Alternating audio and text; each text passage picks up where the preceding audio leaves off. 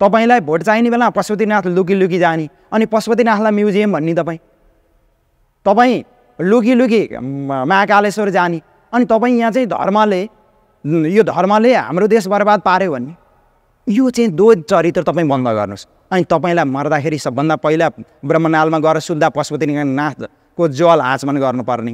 राजा महाराजा हटाउनु भयो, राजा महाराजा पोल्ने ठाउँमा तपाईँलाई जानुपर्छ। फुलको माला अरू जनताका छोरालाई एउटा भए हुन्छ, तपाईँलाई फुलको मालाले पुर्नुपर्छ, तपाईँलाई जानुपर्छ आर्यघाट। अनि त्यो चाहिँ काम, त्यो दुईवटा चरित्र चाहिँ बन्द गर्नुहोस् कि आउनुहोस् खुल्ला आउनुहोस्, होती लाएर आउनुहोस्, मेरो आस्था यो हो भन्नुहोस्।